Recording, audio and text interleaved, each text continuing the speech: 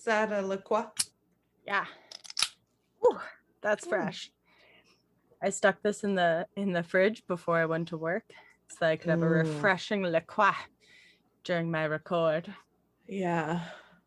Because I'm a fancy bitch who lives in a fancy world made of little tiny diamonds and tiny little bones. I make them into castles and also into people. I let them do my chores and then I pop my pimples. Delicious. In olden days, a glimpse of femur was only for morbid dreamers, but you're not alone. Bring anything bones. Two goofy gals with deathly interest go on a skeleton inquest in your headphones. Anything bones. Hello and welcome to Anything Bones. I'm Sophie Schwartz. And I'm Katelyn Hart. Yeah. Da-da-dun-da. Welcome to the Bone Podcast, where we talk about bones and bone-related topics. We haven't said that in a minute, but I just wanted to remind everyone that's why we're all here. That is why we're all here. I also want to give you a quick thank you for not making the whole episode musical, because I was going to tire of that so quickly. Oh, no. I don't have the vocal talent to support that, but I do have the heart to support it. I think every good series, no matter what media it is, should have a musical episode. So we'll have to think about that. Okay, yeah, we'll table that for now. Hey, Sophie. Yes. Do you want to talk about bones with me? Yes, I always want to do that. You could call me at 3 a.m. and say, hey, you want to talk bones? I'd be like, yeah, let me plug in the old microphone, eh? Microwave-o. If I just read an article in the dead of night that just shocks me to my core, I know exactly who to call. First the Ghostbusters and then me. We don't have a guest this week. It's just us. It's just your OG Bone Gals. And we're doing a fun Monday record. We're usually Sunday record people. So we've got like a randy after work energy to us. Yeah. Monday is always a hard day, I think, for everybody. Yes. Who especially when you're starting the work week, it's just like, oh, it's here we go. We're going in again. And it's always busy. My joke on Mondays is no, people had all weekend to think of the things they were going to call us about today. And so the phones go crazy and everybody's ah! But the sun is shining in Seattle. So I can't complain. I sincerely thought you were going to say people had the whole weekend to fuck up their eyes. So No. You think I would just casually say that? I don't know. It's barbecue season. That could get hairy. Man, I'm really trying to figure out a way to fuck up my eyes this Saturday. But I don't know how. Fork is so cliche. Stare at sun, maybe? That's Trump classic. Style. Yeah. Stare right into the eclipse. How presidential of you. Yeah. Okay. I asked you 1,000 years ago if you wanted to talk about bones, and then we didn't.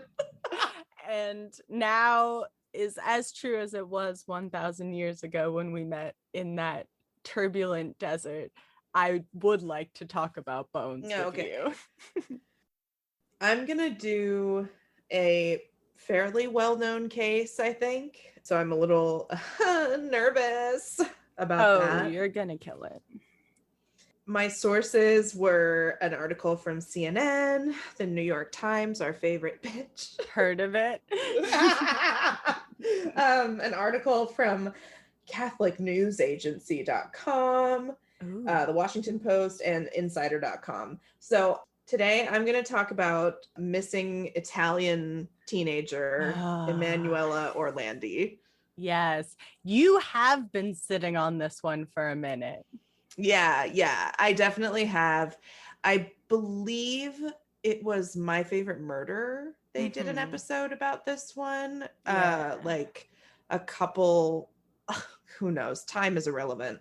At some point, My Favorite Murder did an episode about this case, and I think I had heard of it vaguely before that, and then got more interested after the My Favorite Murder episode, and then just kind of didn't do anything about it for a while, and now we're swinging right back to it.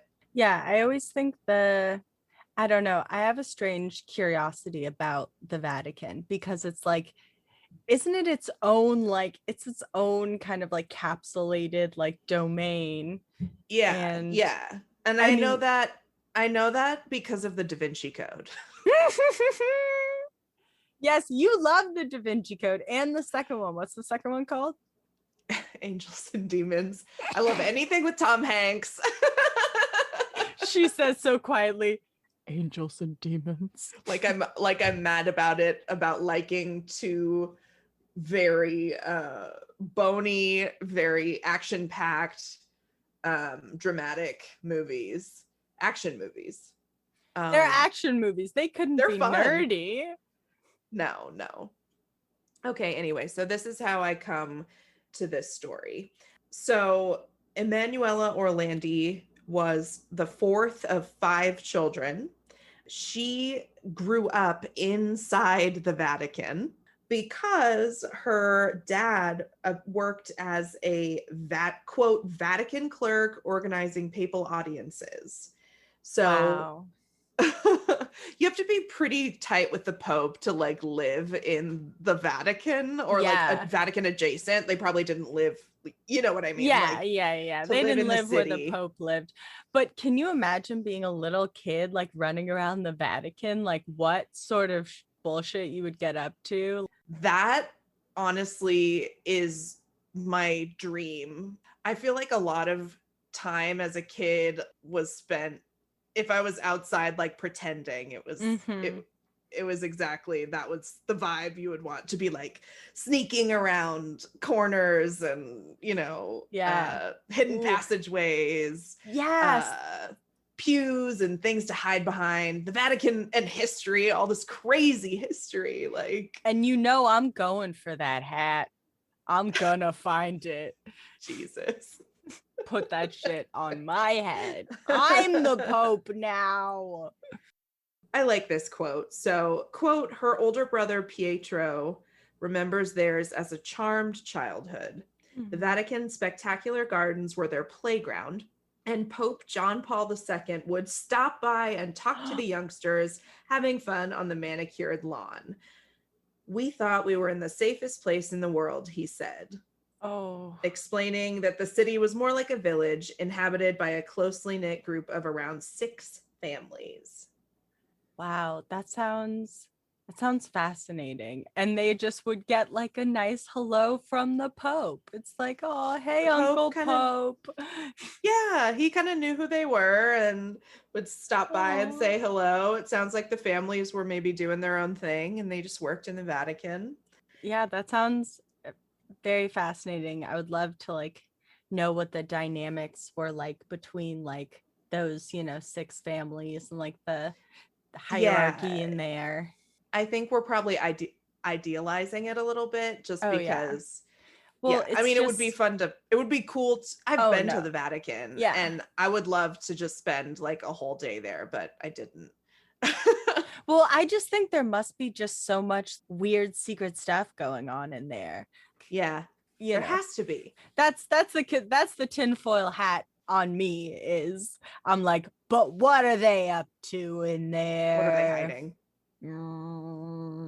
How many holy grails they got? So at the time of her disappearance, spoiler alert, Emanuela had just finished her 2nd year of high school. So she was about 15. On June 22nd, 1983, it's summer, but she leaves her house in Vatican City and goes to, oh God, I'm going to butcher this Italian, Sant Apollinare complex in Rome. I don't know. So she leaves the Vatican City and gets on a bus, I believe, to go to a flute lesson. So this is the tricky thing about this story. There are so many theories, there are so many witnesses that say things, but you don't know if it's true or not, like there's like, it's almost like there are so many different theories and explanations, or like people that saw her doing this or think that she's doing that. What am I trying to say? Take some of these like things with a grain of salt, I guess, because everybody's saying that she was doing something different, like and this like day. And they're like, no, I was there, I saw it. And it happened in the 80s. I don't know. It's just like hard to know exactly what went down is what I'm trying to say. Yeah. And like, I think something that we're finding out a lot now kind of more is that like eyewitness accounts are very subjective and Right. not always as reliable as they were once thought to be, Yeah, no, definitely. I know for a fact I misremember things all the time. Same. Anyway, so she may have been stopped by a man in a green BMW who offered her money to sell Avon cosmetics. And we do think that this happened because she did call her sister, and her sister said like this event made her uncomfortable, I guess, that somebody stopped her on the street. So she immediately calls home, and I guess she talks to her sister, and her sister tells her, oh, like, don't worry about it right now. Just like talk to our parents about it at some point. Apparently she went to her flute lesson and asked to leave early around 6:50. People saw her get on her bus home and start talking to a red-haired lady.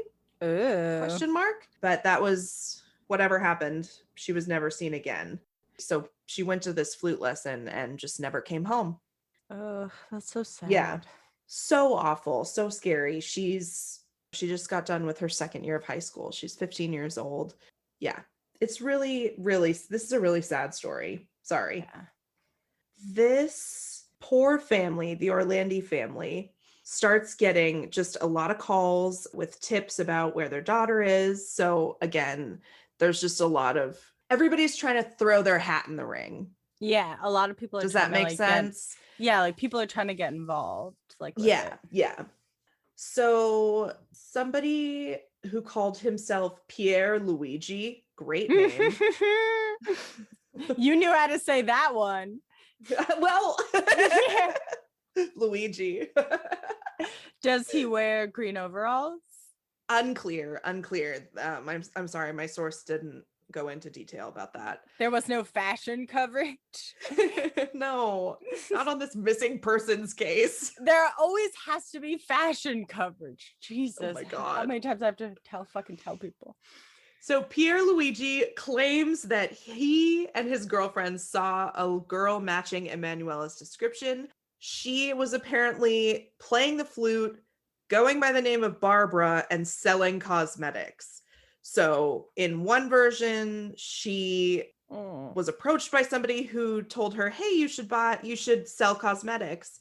And in this version, she's pretending to be somebody else and is already selling cosmetics like on the street, apparently. I mean, that to me sounds like they saw a woman named Barbara who was selling Avon. Selling cosmetics on the street. But here's the image that you just painted for me. It's a young woman walking down the street playing the flute and selling cosmetics. How does that fucking work?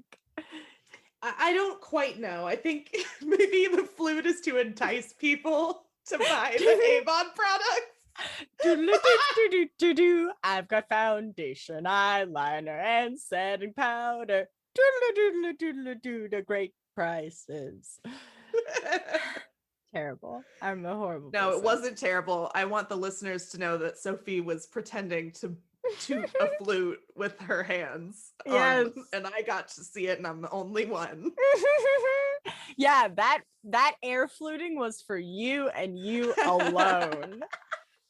So another guy named Mario calls the Orlandi family and says something similar. He says that a girl who looks like Emanuela calling herself Barbara and selling cosmetics with another woman. So Okay. I don't know. But do This you is think Mario and What? Luigi are working together? You sick fuck. I didn't put that together until just now. That's why I'm here. That's my That's so job. funny. God. If we ever go to Italy, we just are going to have to apologize to all the people named Luigi and Mario because we're just going to be laughing the whole time. Yeah, well, we won't be the only ones. No, we're not going to go for a long time anyway. So this is actually, sorry, we're laughing and laughing and laughing. This is actually really sad because the family just starts getting, quote, hundreds of prank and cryptic messages about their daughter, none of them leading anywhere, end quote. That's so fucked. Like, Horrible. why Like, would you do that?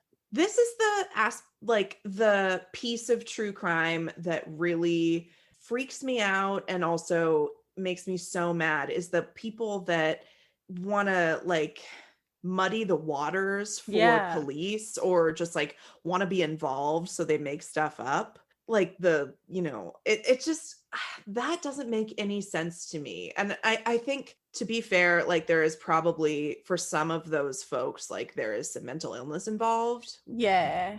I mean, I'm just guessing, but just as a concept, I don't understand why you would do that.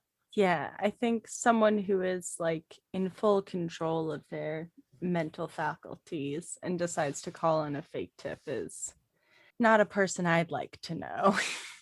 Well, no, it's just, leave the phone lines open for credible information. It's just nonsense that you would try to, and not just, they're not calling the police, they're calling the family. Yeah, that's like, the most fucked thing about it is that if you're going to do this shit, call the police. Like the family doesn't need to hear all of this bullshit while they're like in this incredible state of distress and loss and pain.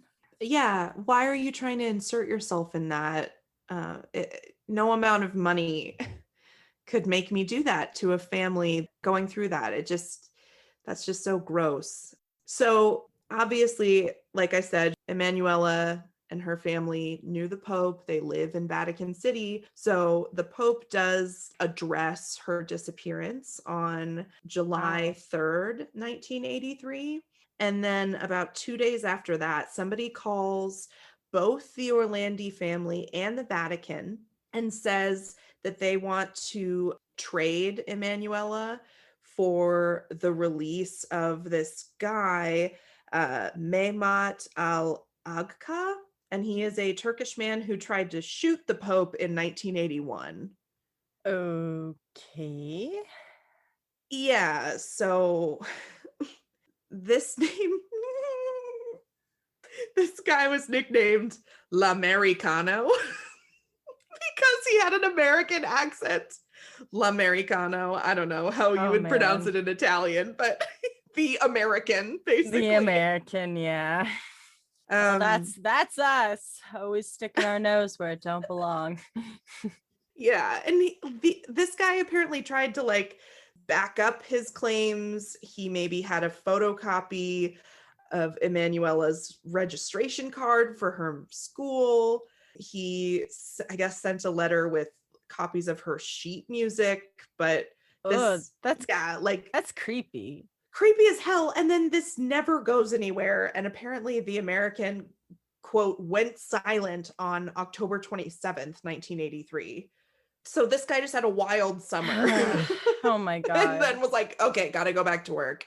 Gotta stop inserting myself in this missing persons case. Yeah, I have no idea. Make them go down a fucking wild goose chase with me, and then I'm just gonna dip. How classy. Yeah. So it gets even weirder. Basically, nothing happens for like 1983 to more than 20 years go by, I guess, before anything significant comes up again. I'm sure during that time they were getting more and more calls and shit, but I guess nothing big happens until 2008.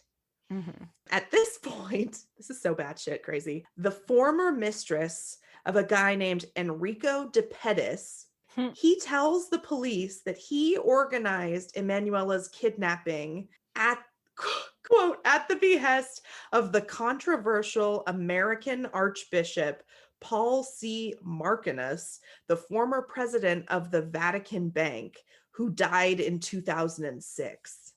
What? So to sum up, I'm sorry. You lost me. There are so many You levels lost at me this there. point. Yeah. Okay. We've got a guy who is a American archbishop, former president of the Vatican Bank. His name is Paul. He's dead already. Oh. He's dead. He apparently told a gangster named Enrico de Pettis to kidnap Emanuela for some reason, and the gangster's former mistress like told the police this story. Oh, okay. Are you kind of with me? Yes, I am with you. There's Don't worry guy, too much about it. There's a guy and he works for the bank, and he contacted another guy and was like, hey, can you kidnap Emanuela? And he was like, yeah, sure, but I have a mistress. And she calls the police a long time later. Yeah. Yeah, shit. This doesn't make any sense. So I guess the gangster, de Pettis, fuck, he's also dead. So the mistress has come forward, and everybody's dead who's involved in her story, it seems like. I mean, that's why that's when I would come forward if I was the mistress. Yeah. Oh, when everyone dead. was Now dead. I'm gonna do this. Yeah. No danger to me. Everyone's gifted already. So in 2012, so this is again 4 years, so 4 more years go by, the gangster Enrico de Pettis, his grave is exhumed to see if Emanuela's remains are inside with him. No, horrific. Please say that they were not. No, they were not there. Oh, thank God. But a lot of people kill him again. I'm gonna ask a question, and I just want you to know I don't have an answer to this.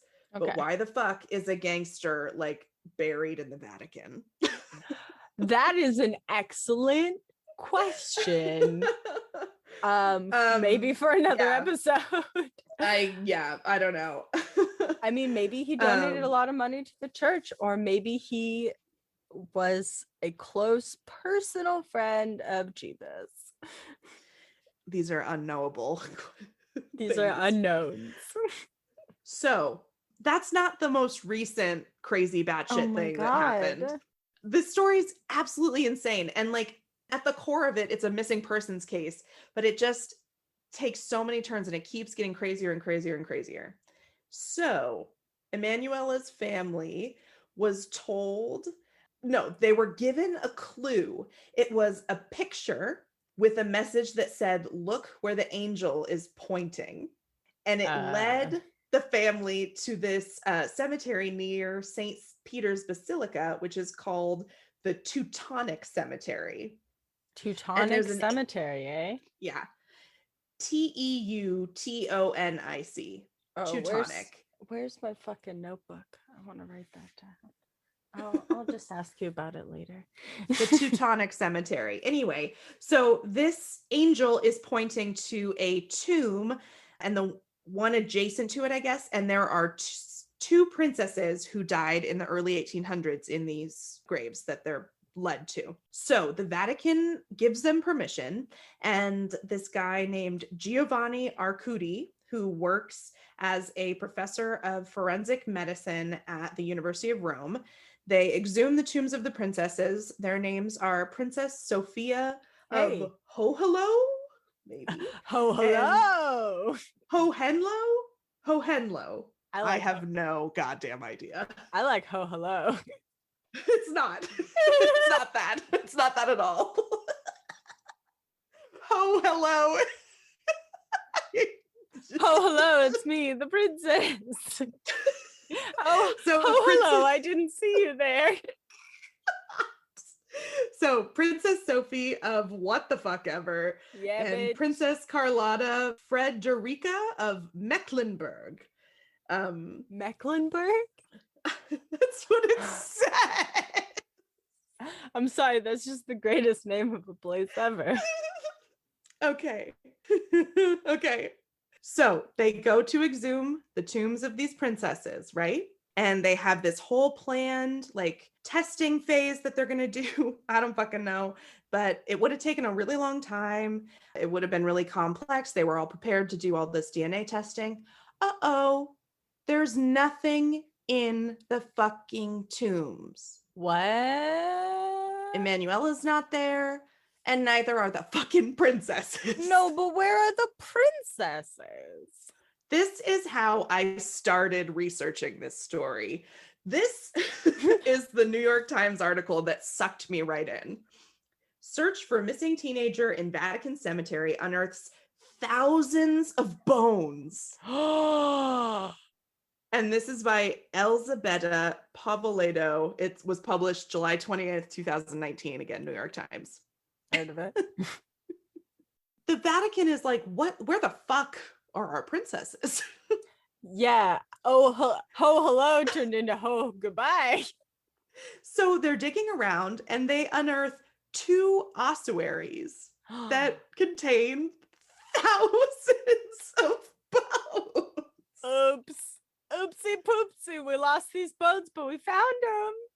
Yeah, and then some. Yeah, shit. Did they find the princess? Hold on. Okay. So Hold a your representative, hold on.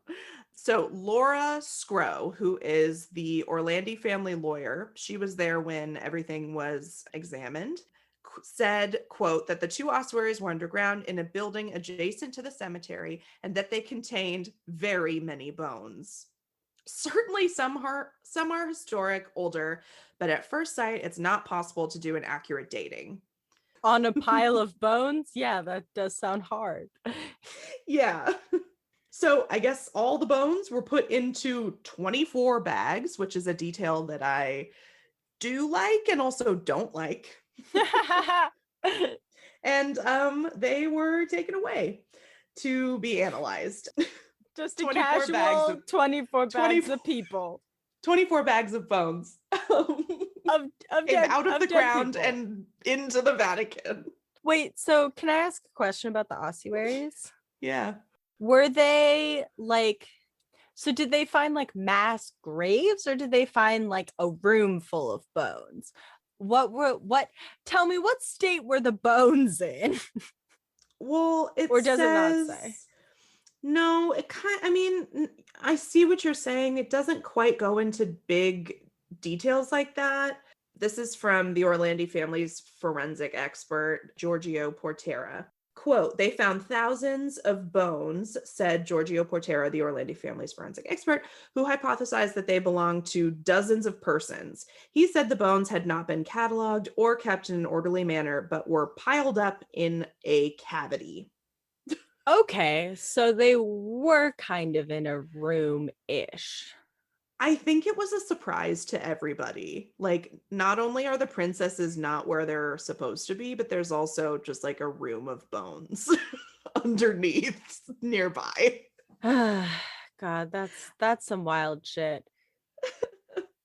So we don't quite know what happened to the princesses. We might. The Vatican's records maybe shed some light on this. They did renovations in the area in the 60s and 70s. So the bones could have been moved then, but oh wow. We don't know. We don't know. So here you go, Soph.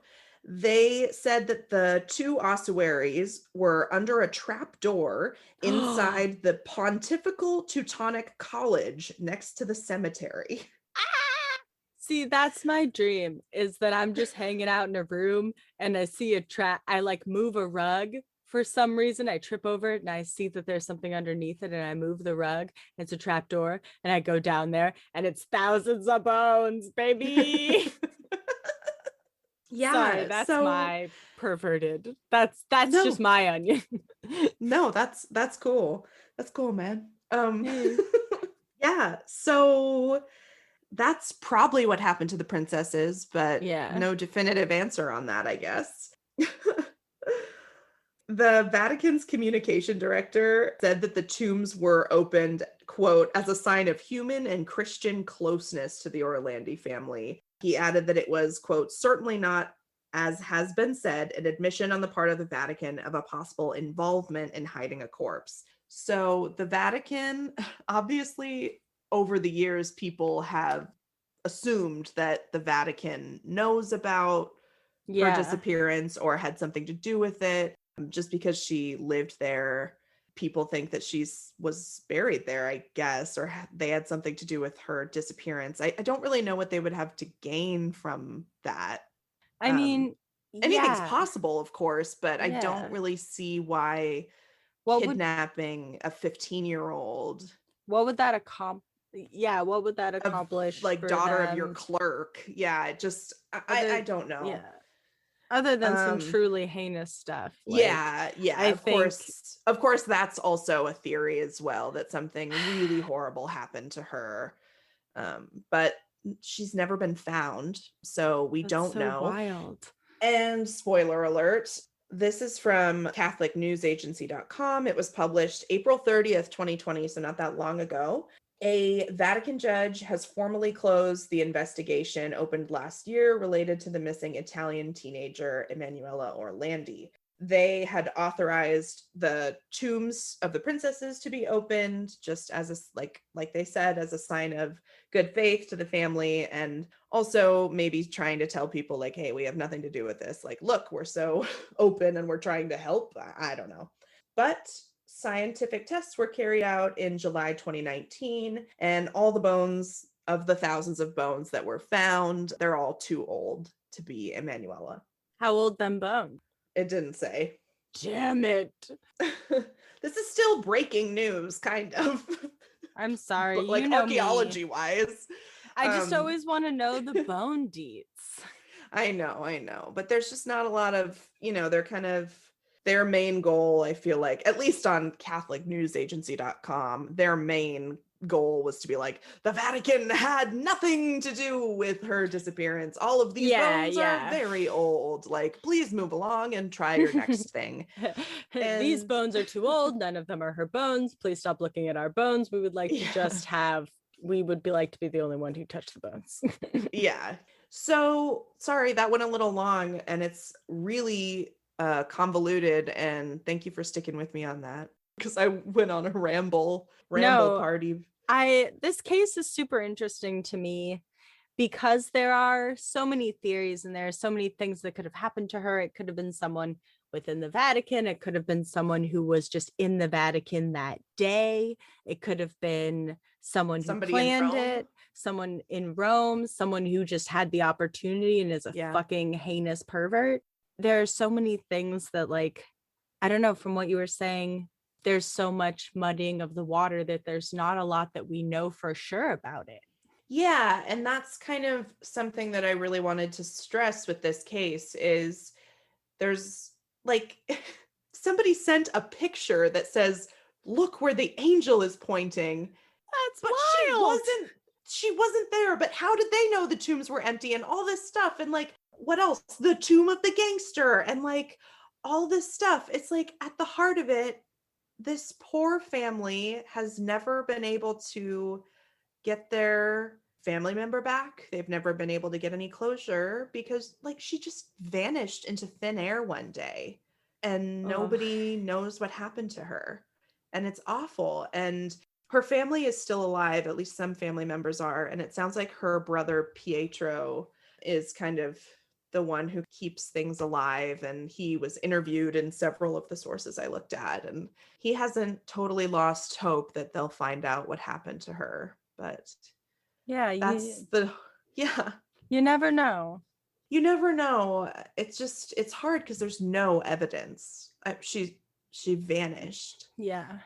So we might never know what happened to her, even though I hope someday they'll get some answers. Yeah, me too. Answers and closure for that family, for that brother. Yeah. She was one of 5 siblings. So Oh, yeah, big I- family, and yeah, they all miss her, I'm sure. yeah. That was devastating, but fascinating. Thank you. That's what I'm aiming for at all times. All right. Now for something drastically different. Yeah. Now on to something different. All right. My sources for this are an article from The Guardian, an article from Telegraph, Wikipedia, and a YouTube video by Ask a Mortician, our favorite mortician, Katelyn Doty. Mhm. So something happened recently with the royals, which was the only interesting thing that I think has happened with the royals recently, which is that one of them has died. And Oh, you didn't think the Meghan Markle and Prince Harry split was interesting? I think that's fascinating, Okay. but royal funerals. Okay, I see what you mean. I see what you're getting at. We're not Oh, talking about drama. No. I stand behind Meghan Markle, and I think that whatever she wants to do about the things that were done to her, I support fully. Nice. But we're talking about the question. So Prince Philip did kick the bucket, and Yes. he was 99 years old, which is a good long life and a controversial figure, to say the very least of it. But his funeral was recently, and it got me thinking, and a bunch of other people thinking, what's gonna happen when Queen Elizabeth dies? Oh my God. So we're gonna talk about Operation London Bridge, which is the plan for Queen Elizabeth II's funeral. Oh my God. It's not a laughing matter, but it also No. kind of is. So Operation London Bridge, which is the plan that will come into place in the United Kingdom after the death of Queen Elizabeth. This plan was originally devised in the 1960s, so they've been working on it for a while, and it's updated several times a year. Oh my God. And then Is there when a whole I'm sorry, is there just like a whole department of her team in charge of her funeral? Oh my God. yeah, there is. This is a big deal. Like when I Holy stumbled shit. upon this, when I first watched the video by Katelyn Doty, I was like, holy shit. And then when I started looking into it more, I was like, wow. Like I thought I was a planner, but this is You got something nothing else. on Yeah. them. Okay. So every time they update these plans, they destroy the old ones. Sure. Death by fire. I'm guessing that there's a ceremonial trash can that these plans get dumped into and then lit on fire by a beef eater. Yes. So there are, even though they destroy the old versions of the plan, there are several different versions of the current plan that are always in circulation because no one's quite sure, how it'll happen. Right. So these different versions of the plan are held by Buckingham Palace, different branches of the government, and the BBC. So these are all the people who are going to be ready when it goes down. And here you asked about departments of government that are involved with this. And I will tell you all of the departments of government that are involved with this. We're talking the Church of England, Metropolitan Police Service, the British Armed Services, the media, the Royal Parks, London Boroughs, and the Transport for London. Oh, just a few. Just a few, just maybe every part of society, maybe. Oh my God. Yeah, it's going to be a big deal when she dies. Yeah. Oh, it's going to be drastic. Like, no matter how people feel about her, she's been queen for so long, so long, and has held this steady reign. I think she's one of the longest reigning monarchs ever. I'll have to fact check that. But this funeral, a lot of the plans are made by her personally. Oh, cool. Yeah, but there is a lot of stuff that's going to be left to Prince Charles, her successor, to decide after her death, because there's some stuff you just can't decide when you're alive, apparently. Okay. I found this funny in the most morbid way possible, but most people predict the queen will die after a short illness. Jesus. I mean, she's very old. She is quite old. She's quite old. She's very like sharp. Yeah. Yeah. And she looks so Also. sad. Yeah. I know. I feel bad for her. That's hard. They were married for like 70 years, weren't they? Yeah, something like that. My God. But aren't they also cousins? I don't know. I don't want to get into it. This is why I'm talking about the Queen's funeral. I want to talk about him. But yes.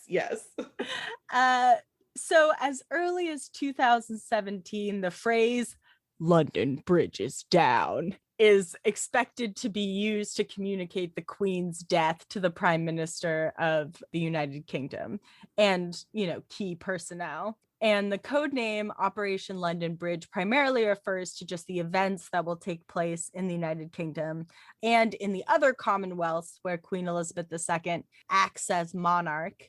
So there are plans for like what they will do in Australia, New Zealand, and like 15 other places of, I think I cover it later, but everyone has got a plan. And it all starts with Operation London Bridge.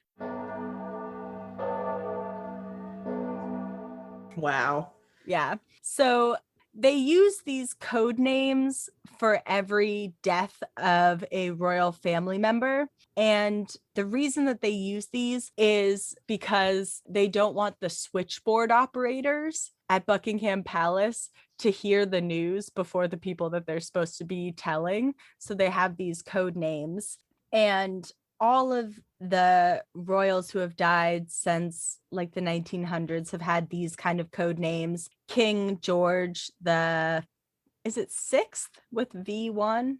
Yeah, that's 6. Yeah. So King George VI died in 1952, and the government phrase that was uttered to like signify that he was dead to people was Hyde Park Corner. Uh-oh. So if you're giving someone directions to meet you there, just don't say that to any officials.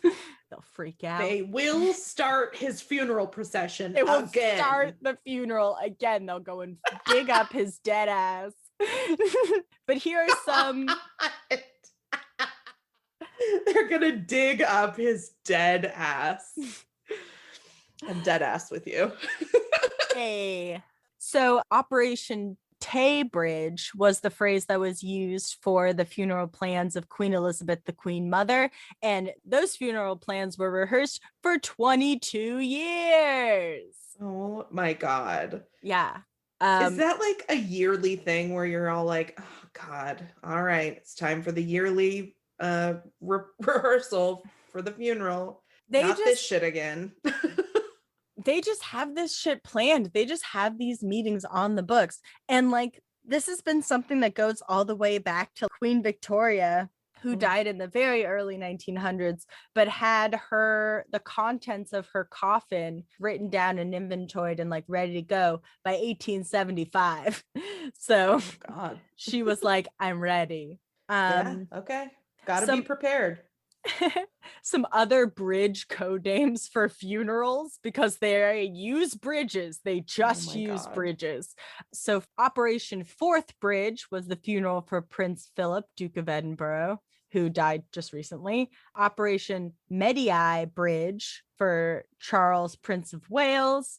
And of course, Operation London Bridge, the big boy, Queen Elizabeth. Yeah. I wrote here, she gets the best bridge because she's the queen. Yeah. You got to put the queen at the top. Yeah. All right. So what's this plan? Sophie, tell us the plan. What's the plan? They've been working on it for so long. They've been working on it for so long. So here's the plan. In the last couple of hours of her life, the Queen's senior doctor, who is a gastroenterologist, which I thought was kind of funny, whose name is Professor Hugh Thomas, will be in charge of kind of everything that's going on with the Queen.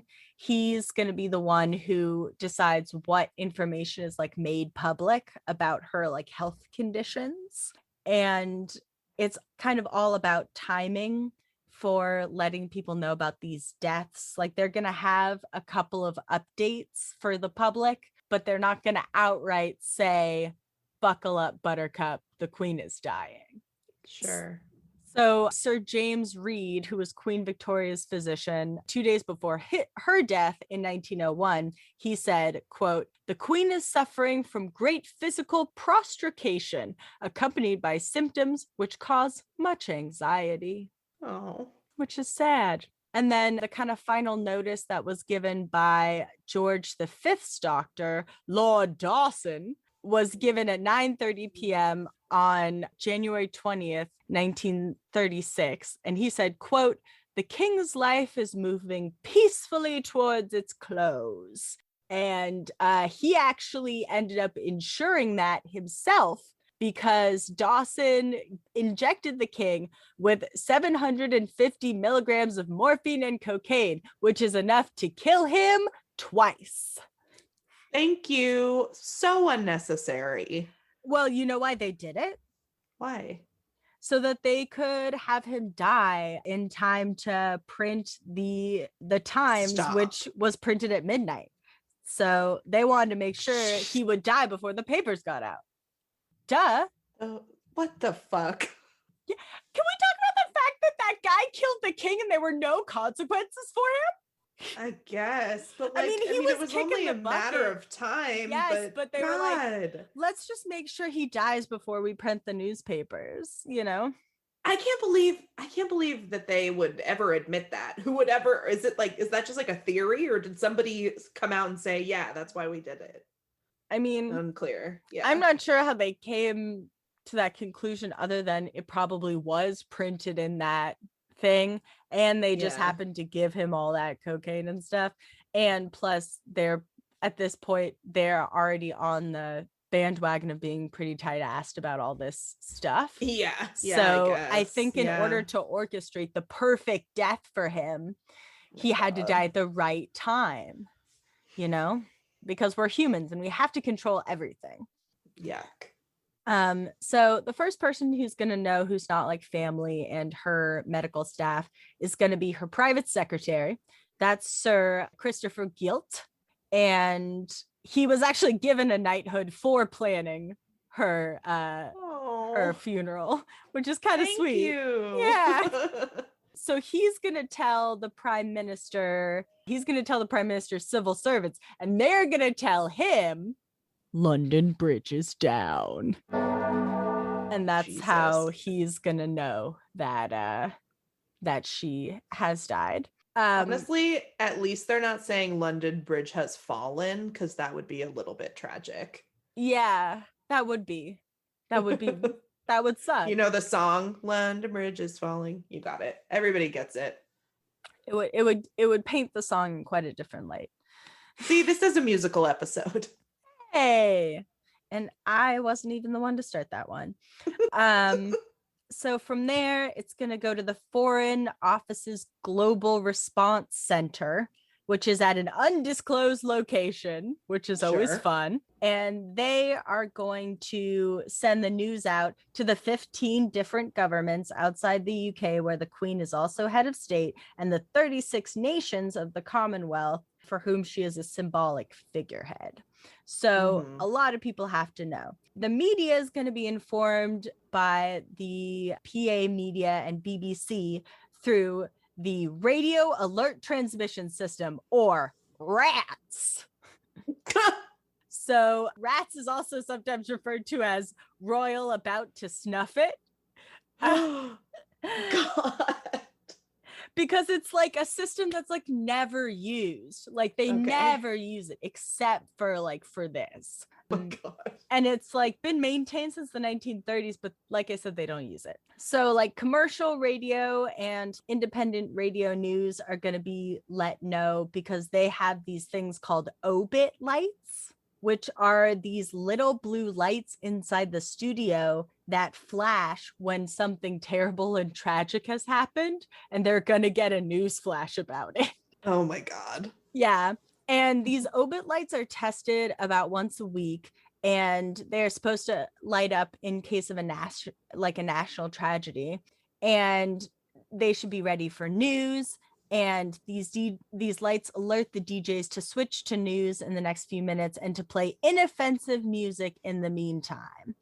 And it's very, very funny because in 2002, when the Queen Mother died, the obit lights didn't come on because someone had failed to push the button properly. And a poor news anchor on the BBC named Peter Simmons, who was like a great anchor everybody loved, was like crazy criticized because he wore a maroon tie on air instead of a black one. Shit. The I know. British love their traditions. They really do. And like when this all goes down, everyone who's on TV is supposed to change into black like immediately. Like everyone who's like broadcasting the news or everything has to change immediately because it's just like it's a respect thing. So the BBC News will air pre-recorded sequence of portraits during which the presenters, like I said, will go put on dark clothing. So they give them a little montage. They give them like when you have a fast costume change and another scene is going on and you have to just quickly rush back there and change into your clothes. That's what they got to do. Sky News have long rehearsed her death, but instead of using the Queen, they call her Mrs. Robinson. Okay. Which is like, are they going to jinx it? Haven't so far. Yeah, this is kind of freaky. BBC News teams had to go to work on Sunday mornings to rehearse mock storylines about different royals dying. And this was before the death of Princess Diana or the Queen Mother. Some situations that they rehearsed were the Queen Mother choking on a fishbone. But there was also a mock scenario where Princess Diana had died in a car crash on the M4 highway. Stop. Yeah. Oh, that gave me goosebumps. Yeah. It's fucking chilling. Okay. So while all of the media in the country is changing all at once, switching from normal to somber, a footman will come and pin a dark-edged printed notice, like framed and printed piece of paper outside of Buckingham Palace that will display the notice of the Queen's death. And they have to update their website. Yep. Yeah. Right, Katoon? Struggles of operating a website. Yeah, I bet they have something more complicated than Squarespace, but hey, I can relate. No, I can't. No. So the 9 days that follow the London Bridge plan are known as, so the day of her death is known as D-Day. Then every day after that is D plus the number of days. So day 1 is D plus 1, D plus 2, so on and so forth. Yeah. So during this time, there will be a lot of proclamations and a four-nation tour by the new king. The day after the Queen's death, the Ascension Council will meet at St. James's Palace to proclaim the new monarch. So they got to get that done really quickly. So Parliament will meet again, and they will swear their allegiance to the new monarch. Jesus. Which sounds just so serious to me. So it's gonna be Charles, right? Or I feel like at one point I heard that he was maybe gonna like just go ahead and pass it on to William. I sound ignorant, but I guess who knows? I have no idea, honestly. In a lot of these, they say that it is gonna be Charles, but I can't imagine he would be queen for that long. He wouldn't be king for very long. He is also quite old, so it might just be straight down to the other guy. What's his name? William. Yeah. Harry's not in it anymore. No, he's gotten out of the game, as we discussed earlier. So I know what you are thinking. What's gonna happen to the body? Yes. I hear you saying, for example, what if the Queen dies at Windsor Castle? That's an excellent question, Katelyn. It would be moved by road to Buckingham Palace within a couple of days. But you're saying, Sophie, what if the Queen dies overseas? You're right. That's a big possibility. Then the body would be brought by the number 32 Royal Squadron to the Raft Northolt, and then by car to Buckingham Palace. Sure. But here's the kicker. What if she dies in Scotland? Oh, no. Well, then the coffin would first lie in repose at Holy Road Palace, followed by a service and reception at St. Giles Cathedral in Edinburgh. And then they bring her to Buckingham Palace. Okay. Yeah, because she likes Scotland. She does. She wants to keep it. Yeah. But what if she dies during the Royal Ascot, which is a sports thing? Oh, God. Don't worry. What then? Don't worry. They will hold and scrap the match. Yeah. Nobody totally. gets to win or lose. So following this, the coffin, either way, any way Whatever. you split it, anywhere she dies, the end for one of the ending places for her body is going to be taken to the throne room at Buckingham Palace. On D+1, we are only on D+1. Holy shit. Flags will go back up, and at 11 a.m., Charles will be king. Also on D+1, Westminster Hall will be locked, cleaned, and its stone floor covered with 1,500 meters of carpet and candles and their wicks. Why is that in there? Candles and their wicks. I should hope that the candle and wick are already pre-stuck together for the Queen's fucking funeral. I think I copy pasted a little bit of someone's fancy language where I was like, I don't want to talk about the candles and they're burning, and it's sad, and the candles and their wicks and they're burning. So royal corpses traditionally have been embalmed, which I thought is interesting. And then after they're embalmed, they're going to go into lead-lined coffins that are airtight. Gross. They're trying to preserve them. The only person who hasn't done this since embalming was kind of a thing would be Queen Elizabeth I, who left instructions that she didn't want to be embalmed. She wanted her body to be wrapped up in like some silk cloth soaked in molten wax that would preserve her body for up to a month. But unfortunately, her funeral team fucked it up and she decomposed quite quickly. Oh, God. Yeah. Thanks, guys. But she was inside a coffin that was sealed pretty tightly, so it was fine.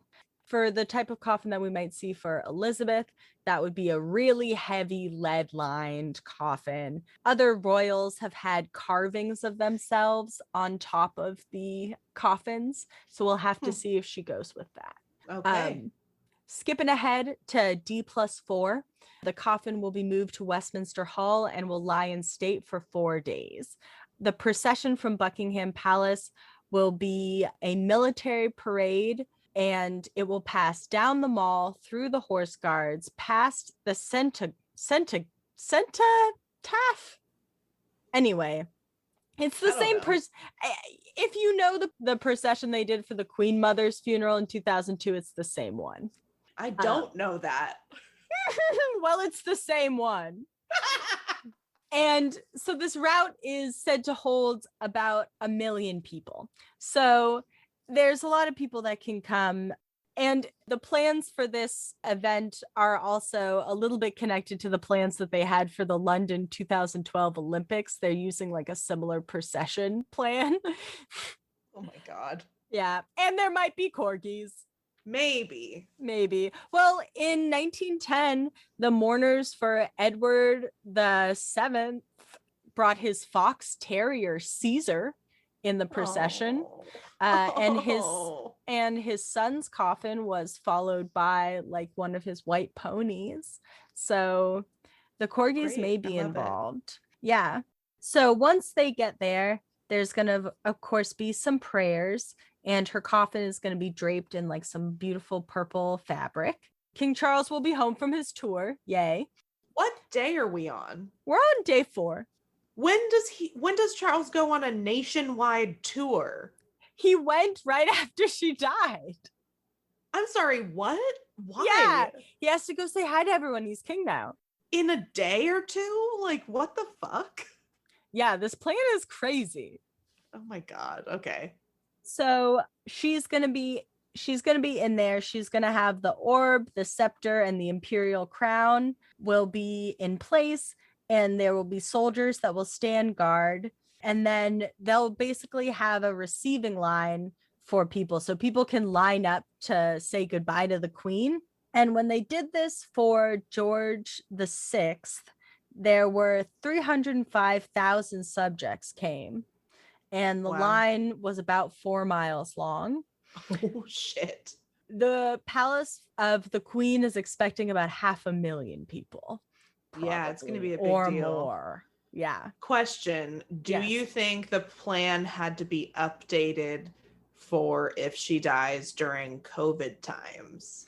Absolutely. Because if you saw any of the coverage for Philip's funeral, there were only 30 people there, Mm-hmm.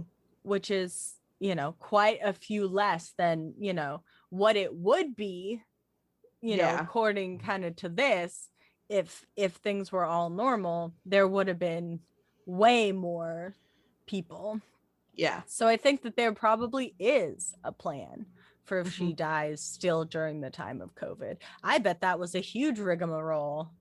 Yeah, that's shit. Call a meeting over Zoom.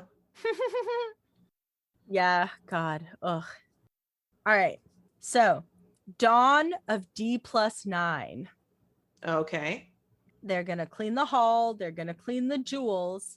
And at 9 a.m., Big Ben will strike. And the bell's hammer will be covered with a leather pad that is 7/16 of an inch thick, so that it has a muffled tone.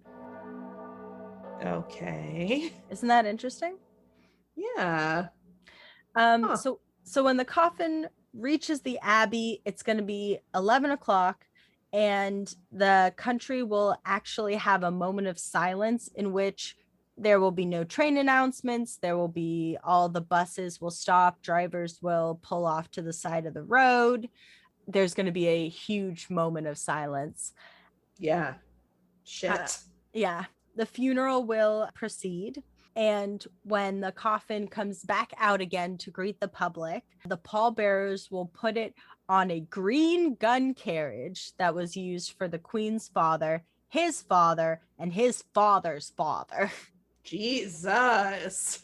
Yeah. 138 junior sailors will drop their heads to their chests, and they will pull this giant gun cart. Now, the reason that we have the Navy pulling the gun cart is because they used to have horses do it. And when they had horses do it for Queen Victoria, one of the horses got spooked, and all the horses were like threatening to bolt with the coffin still attached. Fuck. Yeah. I could have done a whole other episode on like royal funeral snafus, but you still can. Oh, I still will. Okay. But know that that's one of them. So from Hyde Park Corner, the hearse, not the horses. No. The hearse will go about 23 miles by road to Windsor Castle, which is the resting place of, and I'm quoting myself here, a fuck ton of royals. So many that I did not want to list them here. Yeah, there's a lot. There's a lot. Inside the chapel, they will take the elevator down to the royal vault. And King Charles will drop a handful of red earth from a silver bowl on top of her casket. And that's it. Damn. And that bitch is buried. God save the queen. God save the queen. So basically what I'm trying to tell you is that the queen is an extremely important person, and her death will be extremely important. And, as a figure and as an icon, she is one of the things, whether they like it or not, that define part of the British identity, both for themselves and around the world. You know, the queen is the symbol of the British Empire for people alive at the moment, right? Like, so her death is both going to be a new chapter in the monarchy and a new chapter for England, for the identity of the English people. And so buckle up. She's still alive, but we all gotta be ready. Okay. I will be on high alert. No, I won't. No, you won't. I hope she makes it for a little bit longer. Yeah. You know, I did see a thing. I was looking at the stuff for Philip's funeral because I was just interested. Yeah. And there was this handwritten note that was stuck to the top of his, you know, all his flowers that was from the Queen that said, "I love you," like love, her like little pet name that he used for her. So, you know, whatever they have done, they are also two old people. Say what you will about Yeah. them, but they were married for over 70 years, I'm pretty sure. And that's got to be really, really sad and hard and weird to be without him. Yeah, just like, you know, no matter the nature of their, you know, love, just to be without someone who's been your companion for that long probably is horrible. Yeah. But yeah, when she beefs it, it's gonna be a real big deal. That's right. But that's my book report. Thank you for telling me about Operation London Bridge. Yeah. Does anybody think that Fergie's London Bridge will be incorporated in any way in the Queen's plans? Maybe not in the Queen's plans, but when I hear that she has passed, I will solemnly listen to that song and dance as solemnly as possible to my London Bridge is going down, or however it's yeah, you got it. Yeah. I will solemnly dance to Fergie in respect of the Queen. In respect. You know, where were you when Queen Elizabeth died? I was dancing to Fergie's London Bridge to honor her. Respectfully. Oh, so respectfully. The restrained moves I would use. Well, I think we've done it. I think so. I think that's an episode of a podcast. I think so. And I don't know. Did you brain break? Yeah. As soon as I said that's it, I just like a key turned in my neck and I just died. Yeah. All right, boneheads. You know what to do. Go to the Instagram for images from this episode. Go to the website for fun website related stuff. And what's that URL, Katoon Hoon? Oh yeah, you can go over to anythingbonespodcast.squarespace.com. Yeah. And if you have bone related requests, make sure to send them over to us either through the Instagram or through the website. Has a place for you to do that. All right. I love you, Katelyn. Thank you for the wonderful mystery to tickle my brain and for doing this after such a day. I love you, Sophie. Thank you for teaching me how to plan my funeral. Yeah, we're going to do it like the Queen. All right. Bon voyage. Bon voyage. Okay, bye. Bye. Thanks for listening to Anything Bones. Follow us on Instagram or Facebook at Anything Bones Podcast, or email us at anythingbonespodcast@gmail.com. Thank you to Nick Kruger for our spooky music and Stephen Vetteroff at Chubby Scrubby on Twitter for our jazzy vocals, and thank you to Camilla Franklin at Camilla Strader on Instagram for our beautiful bony artwork. Please rate, review, and subscribe. I'm a fancy bitch who lives in a fancy world, made of little tiny diamonds and tiny little bones. I make them into castles and also into people. I let them do my chores and then I pop my pimple.